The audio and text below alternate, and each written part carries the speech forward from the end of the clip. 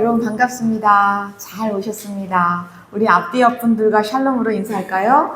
샬롬, 샬롬, 샬롬. 잘 오셨습니다.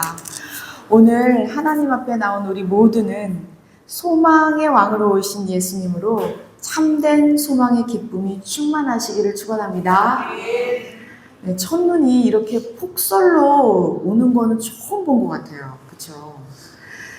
와, 온 세상이 정말 하얗게 쌓여서 정말 오도 가도 못하는 이틀 동안 발이 묶여 있었던 시간이었는데요. 그래서 저녁 기도에도 이틀 동안 하지를 못했어요.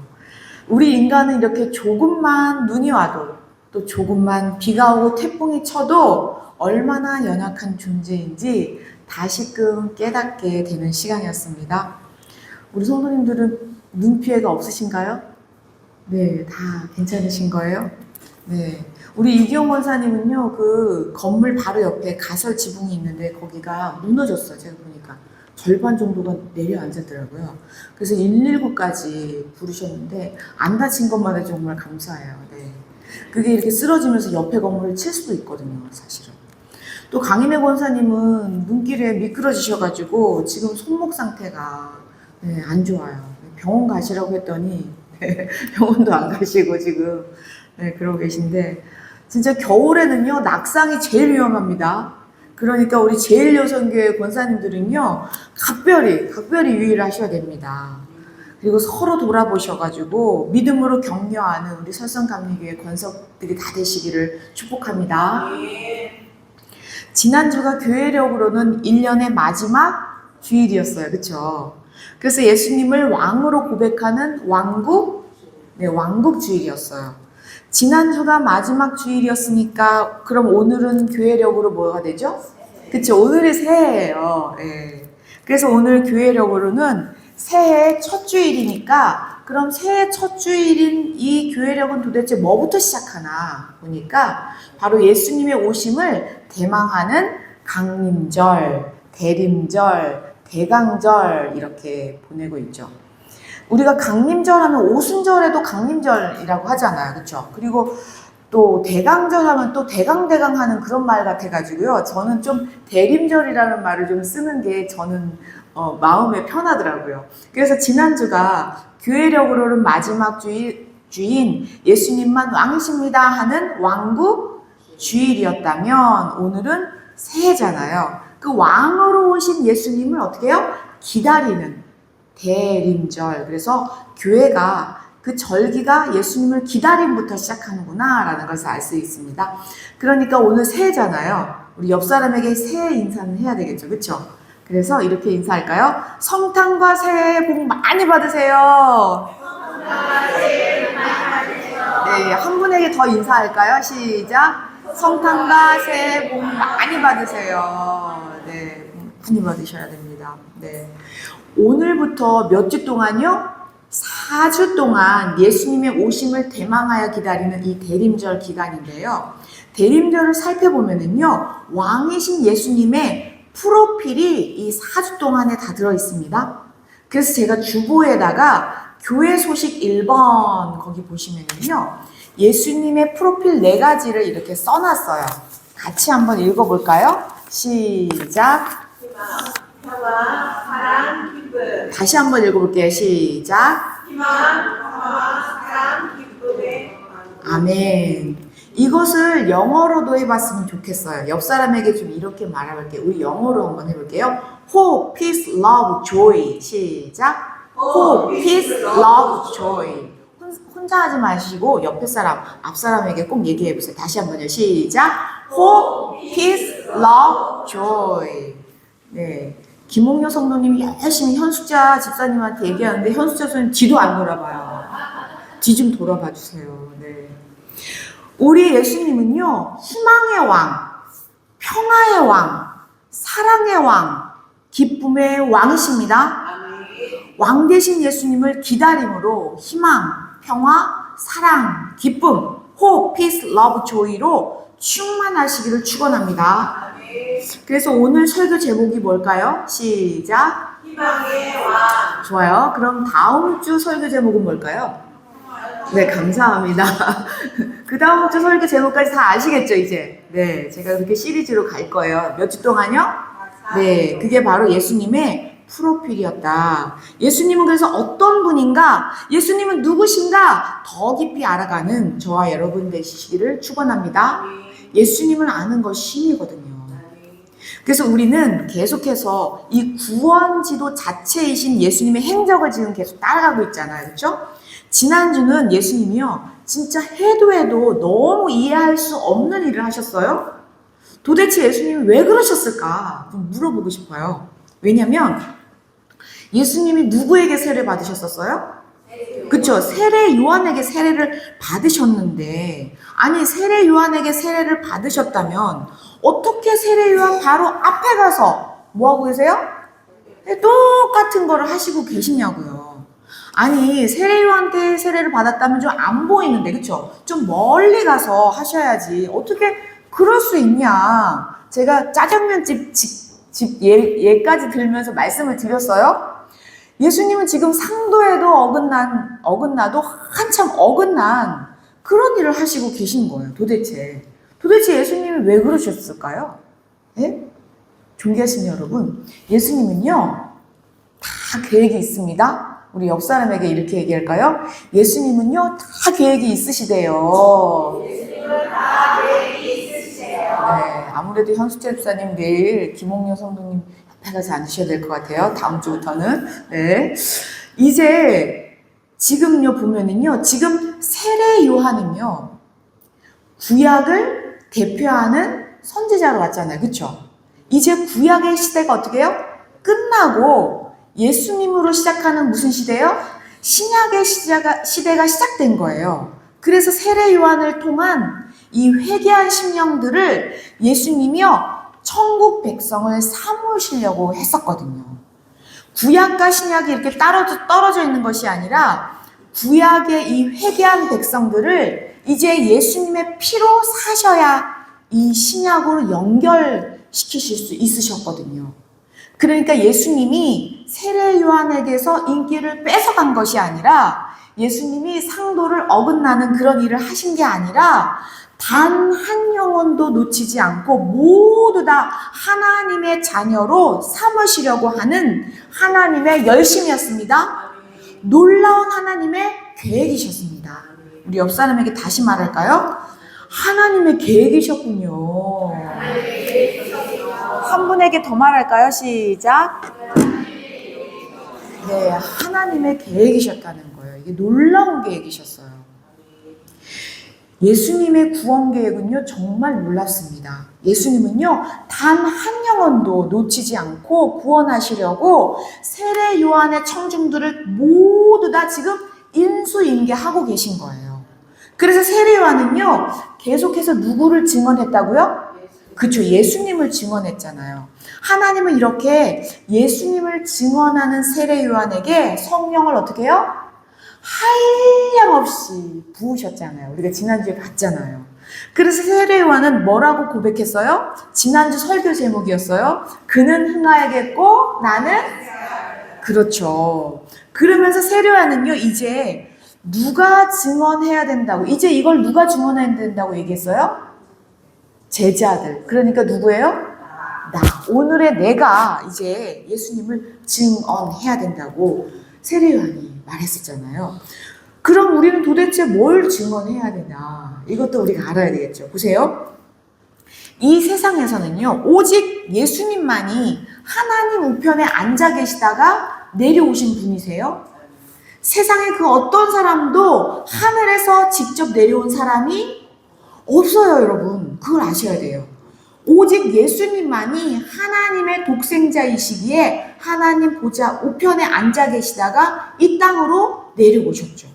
그래서 예수님은요 아예 처음부터 끝까지 이 하나님 나라만 증언하셨어요. 하나님 나라를 제대로 증언하실 수 있는 분은 그러니까 누구밖에 없는 거예요? 예수님밖에 없는 거죠. 그러면 우리는 예수님에 대해서 뭘 증언해야 되냐면요, 바로 이 예수님만이 하늘에서부터 내려오셨습니다. 이것을 증언해야 되고요. 그 예수님만이 바로 내 죄를 사하실 수가 있습니다. 이것을 증언하는 거예요. 이제 그 예수님을 믿음으로 그 예수님, 하나님의 나라에 들어갈 수 있습니다. 이것을 사람들에게 뭐 해야 돼요? 증언해야 됩니다. 그런데 참으로 놀라운 것은요, 우리가 예수님을 증언할 때 하나님은 성령을 어떻게 해요? 한량없이요. 어떻게 해요? 한량없이, 한량없는 성령을 부어주신다는 거예요. 우리가 뭐 할 때요? 증언할 때요. 증언할 때요. 우리가 예수님을 증언할 때 우리 하나님은요, 하나님 아버지의 하늘 문을 활짝 여십니다. 우리의 입술의 증언을 통해서 하나님이 살아계심을 직접 경험하는 저와 여러분 되시기를 축원합니다. 이 증언하는 기쁨을 맛보시기를, 진정 맛보시기를 축원합니다. 하나님은 정말 놀라워요. 왜냐하면 우리의 이런 고백들을 얼마나 기뻐하시는지 몰라요.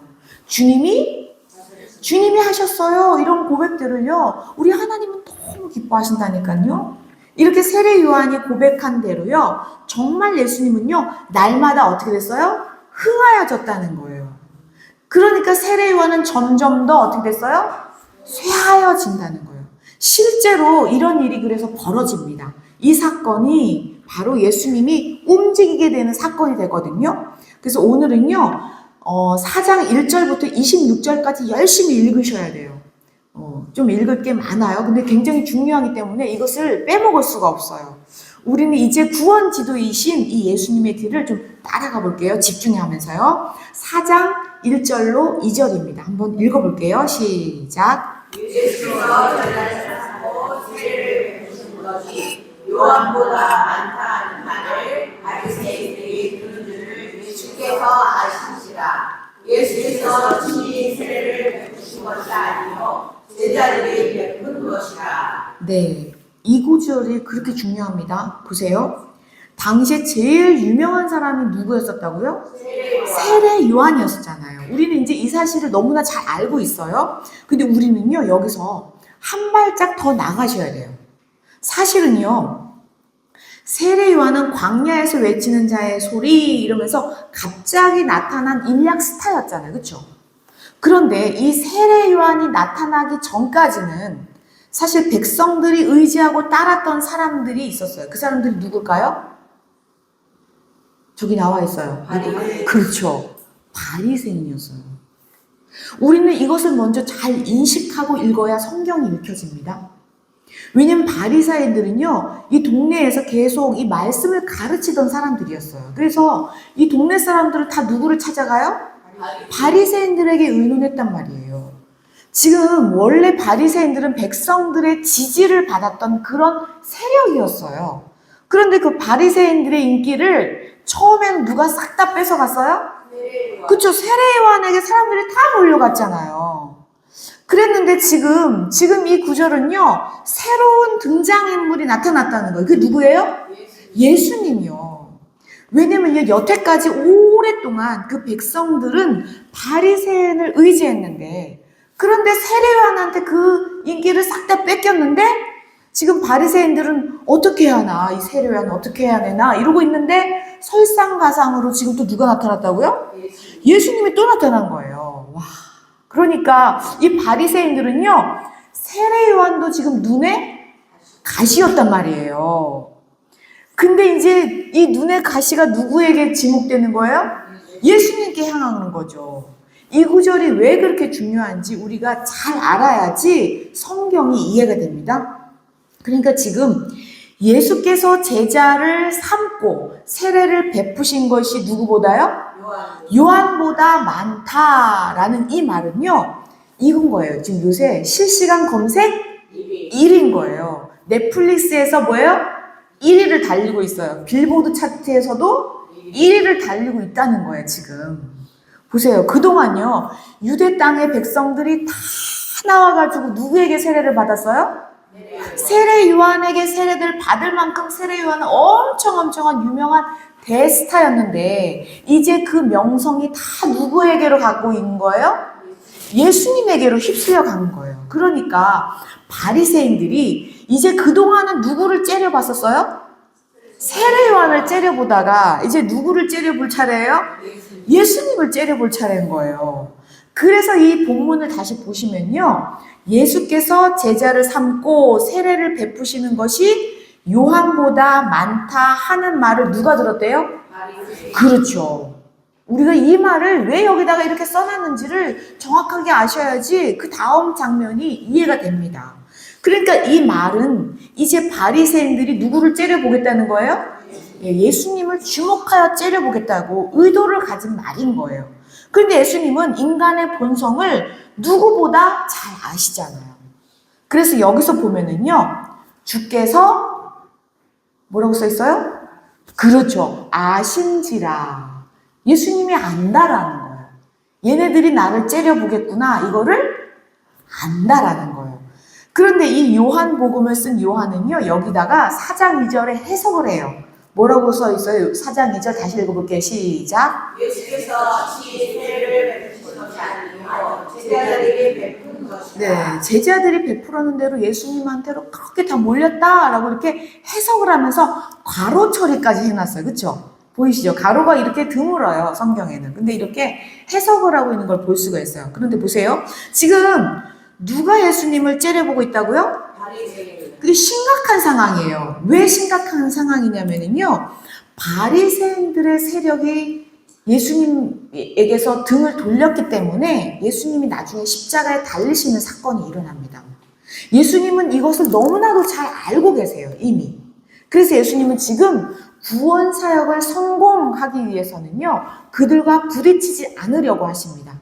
그래서 예수님이 이렇게 피해서 떠나는 장면이 바로 3절과 4절에 나타납니다. 3절과 4절 읽어볼게요. 시작. 유대를 떠나서 다시 어디로 가시되 하나님을 구하러 떠났습니다. 보세요. 지금 예수님이 어디에 계셨던 거예요? 그렇죠. 유대 예루살렘 쪽에 계셨단 말이에요. 이스라엘에서 그 유대는 남쪽일까요? 북쪽일까요? 괜찮으세요? 둘 중에 하나 찍으시면 돼요. 네, 남쪽이에요, 남쪽. 남쪽에 예루살렘이 있어요. 그래서 지금 예수님이 예루살렘을 다 뒤집어 엎은 사건 이후에 일어나는 일들이잖아요. 그렇죠? 그런데 지금 남쪽 예루살렘 성에 있는 남쪽에 있다가 유대를 떠나서 어디로 가시겠대요? 갈릴리는 어디예요? 그러니까 북쪽이에요. 근데 문제는요, 이거예요. 어디를 지금 통과하시겠대요? 네, 이게 문제입니다. 이게 문제예요. 왜냐면요, 유대 사람들은요, 이 사마리아 사람들을 사람 취급하지, 네, 짐승만도 취급 못했어요. 왜요? 피가 섞였기 때문에요. 왜냐면 아수르가 쳐들어와서 사마리아 사람들을 다 뭘로 만들었어요? 혼혈아로 만들어버린 거예요. 피가 다 섞여버린 거예요. 그래서 유대인들은요, 사마리아 사람들을요, 말하는 개라고 얘기했어요. 말하는 개. 그러니까 짐승만도 취급을 못하고 있었던 거죠.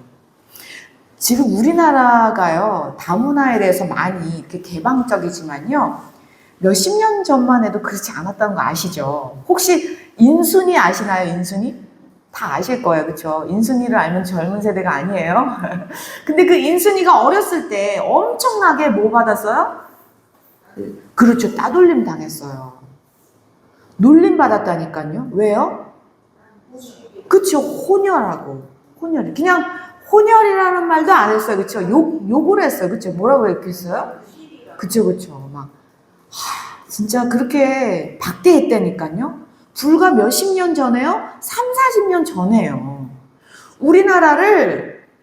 우리나라도 지금 혼혈아를 그렇게 멸시했는데, 피가 섞였다는 그 이유 하나만으로도 그렇게 막 미워했잖아요. 그런데 지금 예수님 시대는 몇천 년 전이에요? 2000년 전이니까 얼마나 더 심각했겠냐고요. 유대인들은 그래서 아예 사마리아인들을 상종도 안 했어요. 그래서 북쪽에 갈릴리가 있었잖아요. 그럼 6월절에 남쪽에 예루살렘에 그 제사 드리러 와야 되잖아요.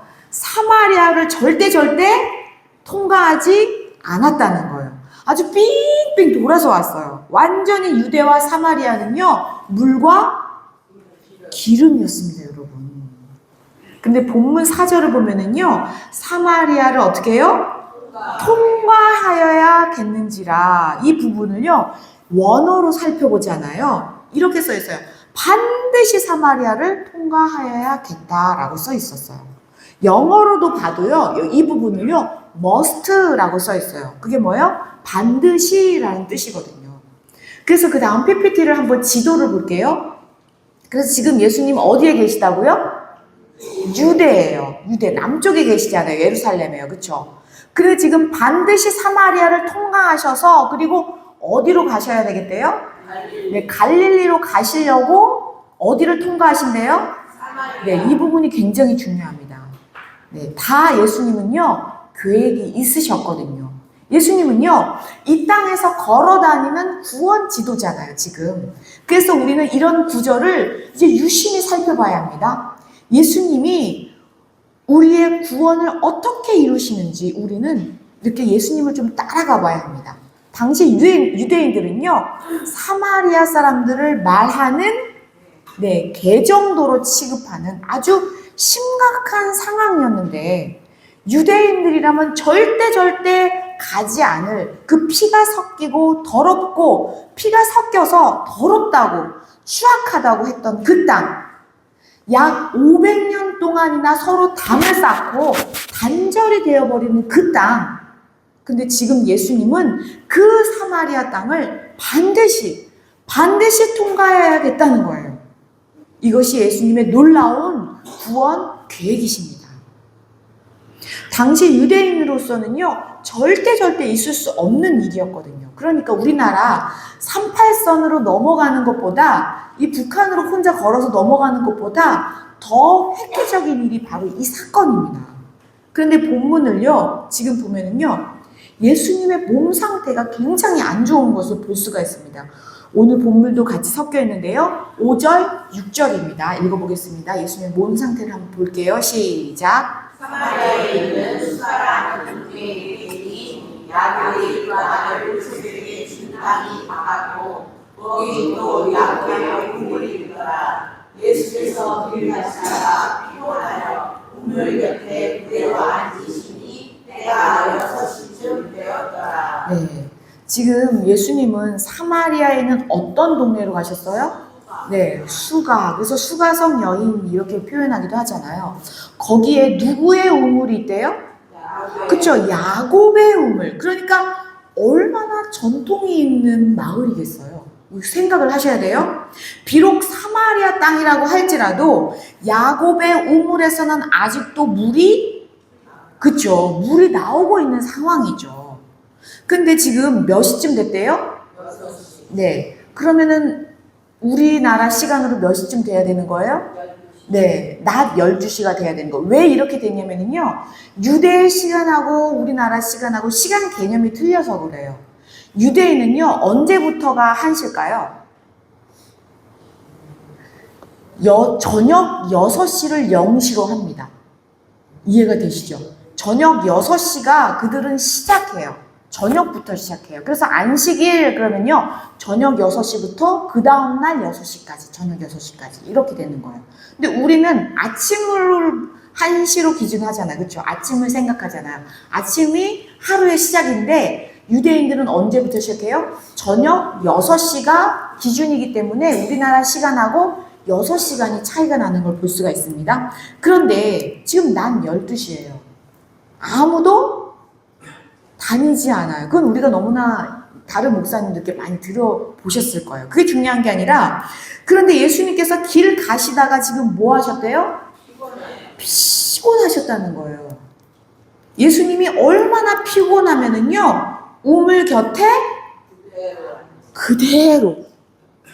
여러분, 피곤하면 집에 오면 어떻게 해요? 그냥 그대로 쓰러지잖아요. 그렇죠? 지금 그 상태인 거예요, 예수님이요. 예수님이 지금 너무나 피곤한 상태여서요, 그냥 우물 곁에 와서 그대로 그냥 털썩 주저앉으신 거예요.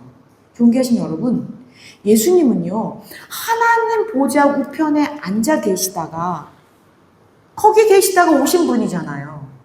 한 인간으로 태어나셔서 인간의 모든 이 한계 상황을 다 경험하셨다라는 거예요. 거예요.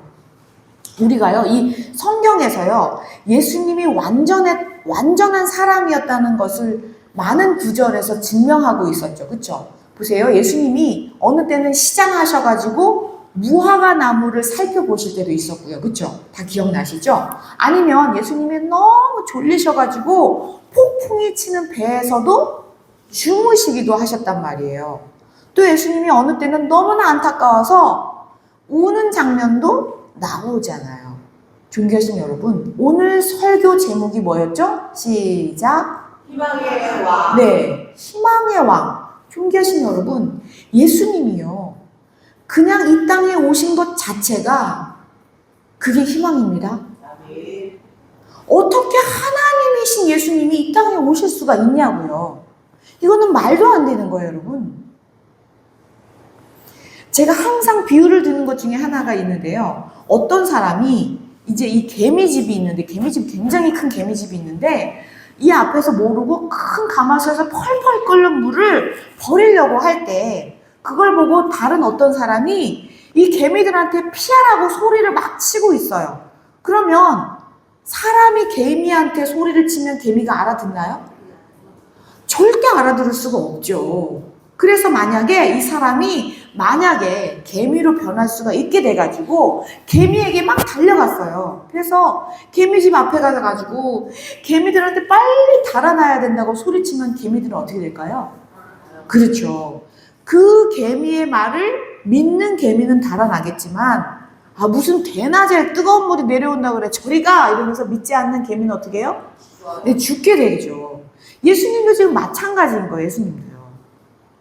하나님이신 하나님은요, 인간에게 말해도 인간은 알아들을 수가 없다라니까요. 그래서 인간의 몸으로 오셔서 예수님이 지금 이렇게 말씀하고 계신 거예요. 존귀하신 여러분, 오늘 우리는 이 본문 6절, 지금 읽으신 6절 하나만으로 해도요, 우리는 감사해야 됩니다. 예수님이요, 인간으로 오셨는데 지금 어떤 상태라고요? 피곤한 상태예요. 얼마나 피곤한 상태냐면은 그냥 그대로 우물에 털썩하고 주저앉을 만큼 피곤한 상태인 거예요. 그런데 예수님은요, 이렇게 주저앉을 수밖에 없는 이 몸을 끌고서라도 지금 예수님은 사마리아 여인을 만나러 오셨다는 거예요.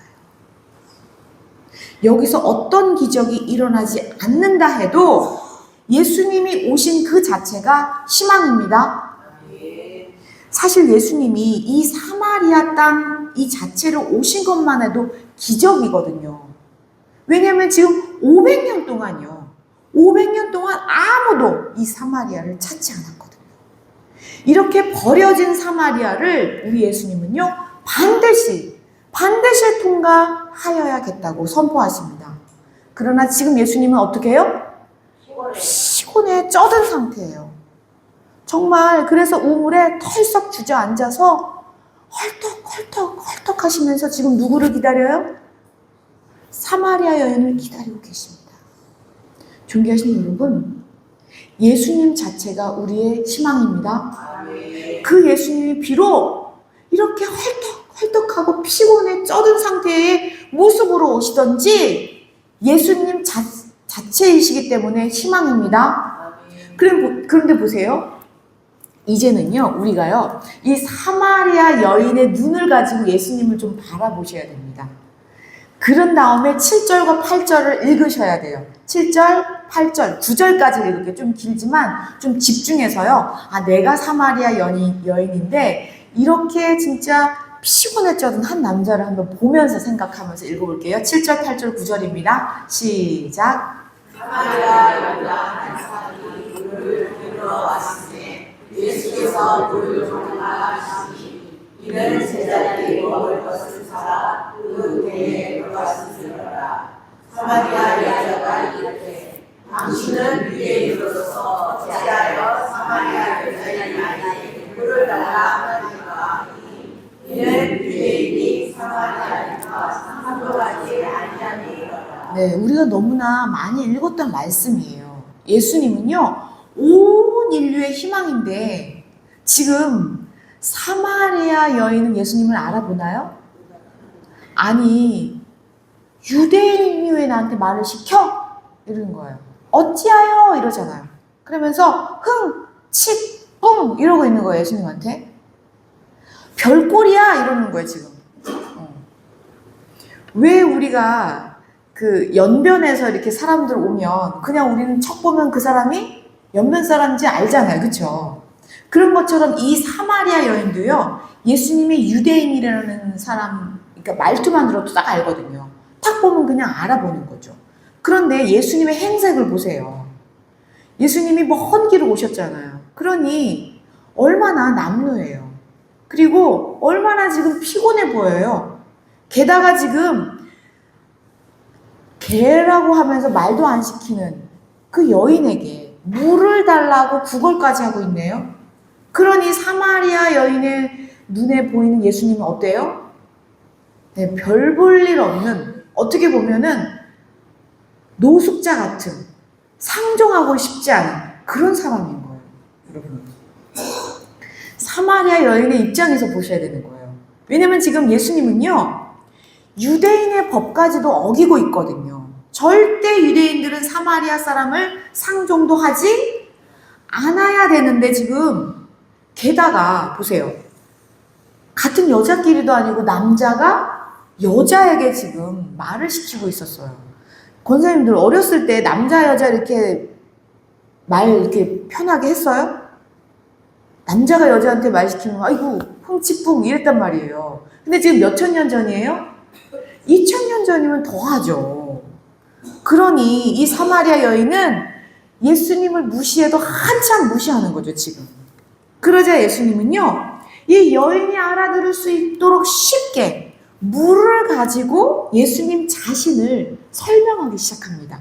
그게 10절부터 12절까지예요. 좀 길지만 또 집중해서 읽어볼게요. 시작. 예수께서 대답하여 이르시되 내가 만일 하나님의 선물과 또 내게 이름을 하나님과 누구인지를 알았더라면 내가 그에게 구하였을 것이고 그가 생수를 내게 주었으리라.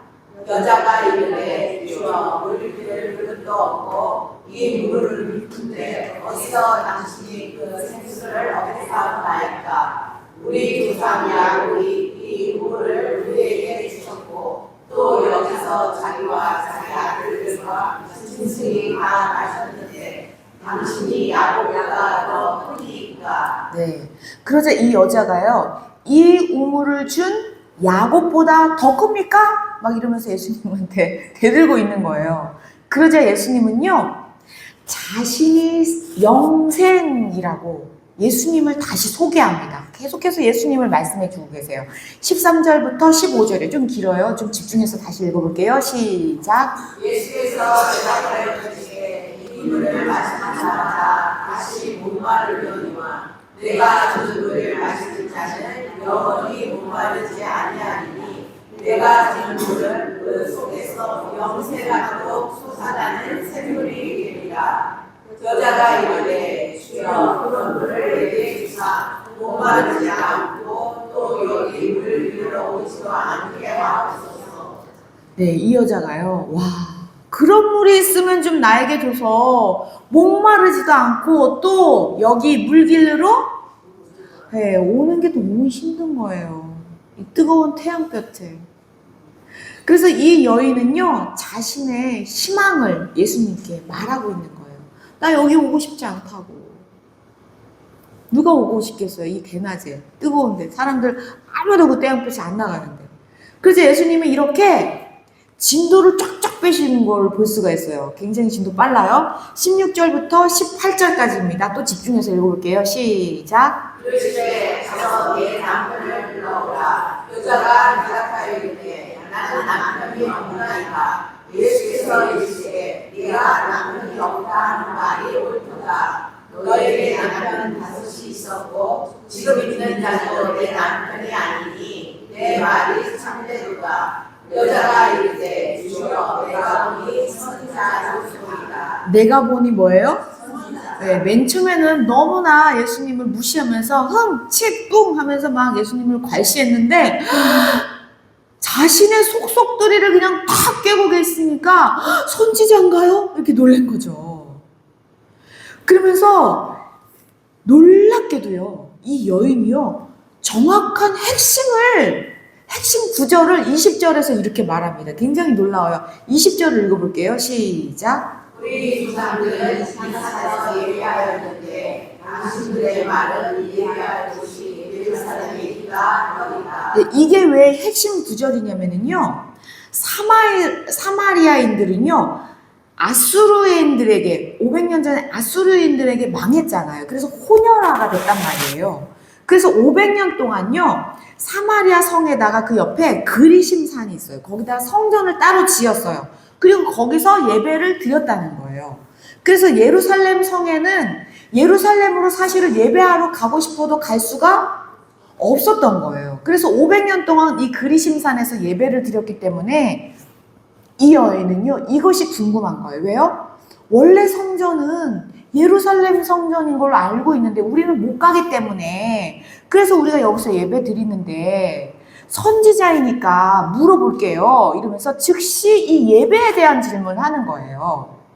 그러자 예수님은요, 예배는 장소가 아니라 이렇다라고 얘기를 아주 설명을 또 자세히 하고 계세요. 21절, 22절입니다. 읽어볼게요. 시작. 우리가 너무나 잘하는 구절이 오늘 이거 집중하셔야 됩니다. 시작. 예수께서 이르시되 너라여 내 말을 믿으라. 이 산에서 말고 예루살렘에서 말고 너희가 아버지께 예배할 때가 이르리라. 너희는 알지 못하는 것을 예배하고 우리는 아는 것을 예배하니 이는 구원이 그들에게서 나느니라. 네, 하나님은요, 어디 특별한 장소에서만 예배를 받으시는 그런 분이 아니다라고 아주 잘 설명해 주고 계세요. 그러면서요, 중요한 말씀은요, 이는 구원이 누구에게서 나요?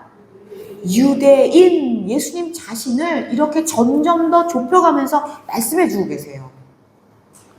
예수님 자신을 구원이라고 설명하시면서 우리가 진짜 너무나 잘 아는 결정적인 이 구절이 나오거든요. 이거는 정말 여러분 집중하셔서 읽어보셔야 됩니다.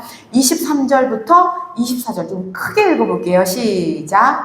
아버지께서 제게 예배하는 자들은 영과 진리로 예배할 때가 오나니 곧 이때라. 아버지께서는 자기에게 예배하는 자들을 부르시니라. 하나님은 영이시니 예배하는 자가 영과 진리로 예배하시니라. 아멘. 아멘.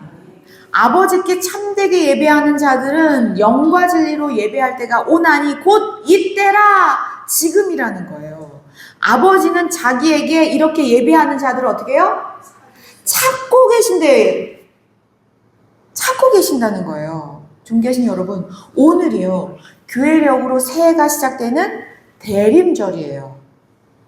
이 희망으로 오신 예수님은요, 지금 인간의 몸으로는 가장 힘든 상태에서 이 사마리아 여인을 찾아서 오신 거예요.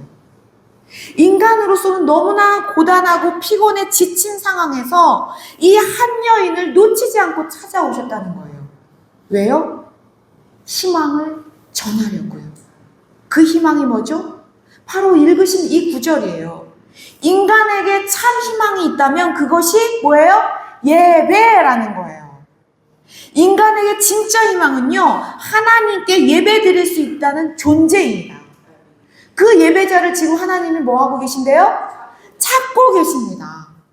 그래서 우리 하나님 아버지는요, 참되게 예배하는 자들을 지금도 찾고 계십니다. 하나님은 영이시기에 신령과 진정으로 예배하는 자를 그 예배를 받으시기 때문이죠. 우리가 하나님께 예배 드릴 수 있는 것, 이 자체가 희망입니다. 존귀하신 여러분, 예배가 우리의 희망이라는 거예요. 예수님 자신이 우리의 완전한 희망 되시잖아요. 예수님을 왕으로 고백하고 예수님께 경배하는 이것이 희망입니다. 신령과 진정으로 예배하여 참된 희망으로 사시는 저와 여러분 되시기를 축원합니다.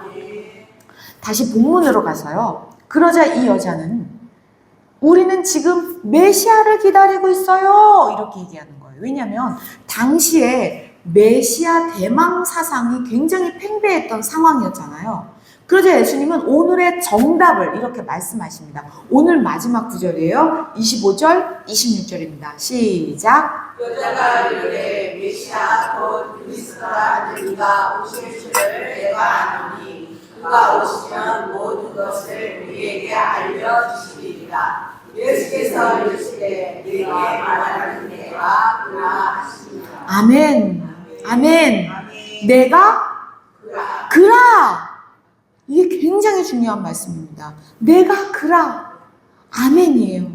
내가 그라는 말이 왜 그렇게 중요하냐면요. 보세요. 우리가 역사하면은 역사를 영어로 뭐라고 얘기하죠? 히스토리, 그쵸? 이것을 영어로 풀이하면은요, 히는 무슨 뜻이죠? 그 남자잖아요, 시, 그쵸? 스토리는요, 이야기잖아, 이야기. 그러니까 히스토리 하면은요, 그 남자의 이야기라는 뜻이에요.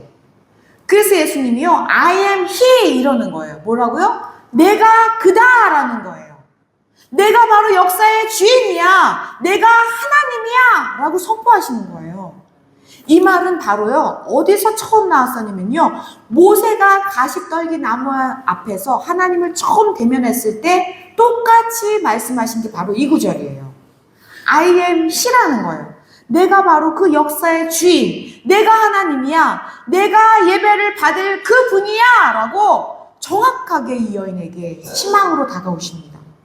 예수님은요, 예수님이 가장 힘든 상황에서, 예수님이 가장 목마른 상태에서 예수님은 그 몸을 질질 끌고서라도 그 사마리아 여인에게 가서 희망이 되셨습니다. 그 희망이 바로 신령과 진정으로 예배하는 것입니다.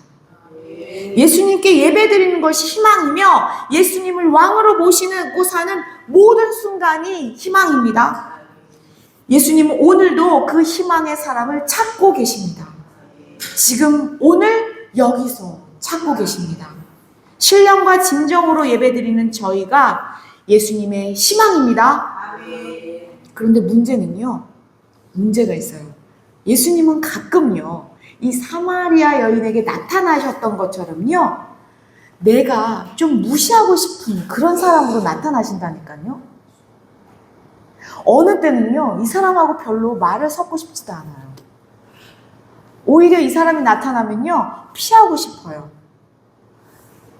그리고 숙제 같은 사람이 있어요. 예, 바로 그 사람에게 물 한 그릇을 떠줄 때, 그 사람이 목말라 하는 것을 봤을 때, 그 사람의 필요를 위해서 내가 그래도 다가갈 때 예수님이 바로 그곳에서 신령과 진정으로 예배하는 자라고 말씀하신다는 거예요. 우리가 이렇게 함께 모여서 예배드리는 이 공예배도 굉장히 중요합니다. 그러나 그 사마리아 여인처럼 우리의 일상에서 드리는 예배, 예수님과 동행하는 예배, 항상 예수님께 물어보는 예배, 예수님은 오늘도 그 예배자를 찾고 계십니다. 왜냐하면 예수님에게는 이 예배하는 한 사람이 희망이기 때문입니다. 오늘도 신령과 진정으로 예배드리는 예수님께 희망이 되기를 축원합니다. 그래서 오늘 나에게 다가오는 그 한 사람, 가족이 될 수도 있고요, 이웃이 될 수도 있고요, 직장에서도 있을 수 있고요, 학교에서 있을 수 있어요. 오늘 내가 그 사람에게 정말 달갑지는 않지만 물 한 그릇을 들고 떠줘야 할 그 사람, 그 한 사람의 영혼을 귀하게 보시는 예수님의 마음으로 그 사람에게 손 내미시는 저와 여러분 되시기를 축원합니다. 그리고 우리 하늘아버지가 그 사람에게 오라라고 선포하십니다. 어느 누구든지 와서 마시라는 거예요. 우리 하늘아버지가 오라라고 마시면서 어느 누구나 나오라고 선포하십니다. 그래서 우리 하나님 앞에 나아가서 신령과 진정으로 예배하는 희망의 예수님을 맛보아 아는 증언의 삶을 다 살게 되기를 축원합니다. 기도하시겠습니다.